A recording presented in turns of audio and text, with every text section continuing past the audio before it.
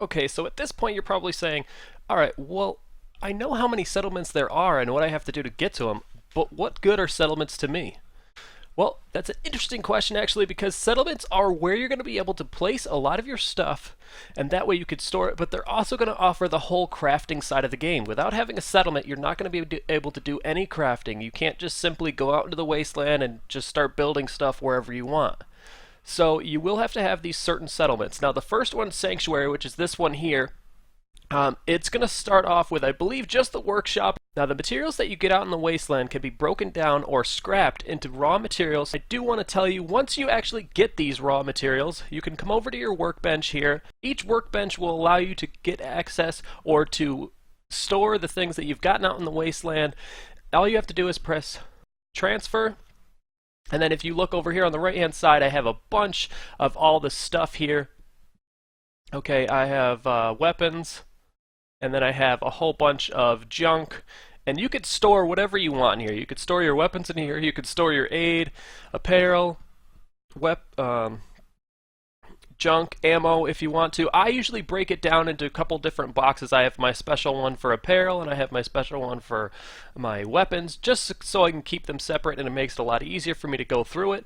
But not only that, I also don't want to store stuff in my workbench that I don't want to get broken down. Now I'm not sure if the workbench will actually go ahead and break down things like armor and stuff like that for the raw materials, but I know it will do it with your junk, so I just, to be safe, I put it in its own separate box anyway. Now there's a couple of different workbenches that you can make. You have your armor workbench, you have your weapons workbench, there is your power armor station. So your power armor station is going to allow you to go ahead and mod or craft and repair your power armor. So if you want to do any of that, or if you want to attach anything to your power armor, you're going to need to be at a power armor station. Now there are quite a bit throughout the wasteland, so you don't necessarily need to make one, but if you do plan on having one in your settlement, you're going to need to go ahead and craft one of those. Now you will need certain ranks to go ahead and start crafting any of these workbenches, so to start off you're going to want to go to a certain settlement that has those workbenches already available for you. I believe you'll need local leader 2 in order to go ahead and start crafting any workbenches or crafting stations. So if you need to do any crafting, Diamond City is also a great spot that can offer you a lot of that stuff. But other than that, you're going to just need to kind of go throughout the wasteland, staying basic and just having your workshop and maybe using the 1 or 2 crafting stations that are already here, and then just use this to go ahead and transfer all of your stuff that you don't need or don't want.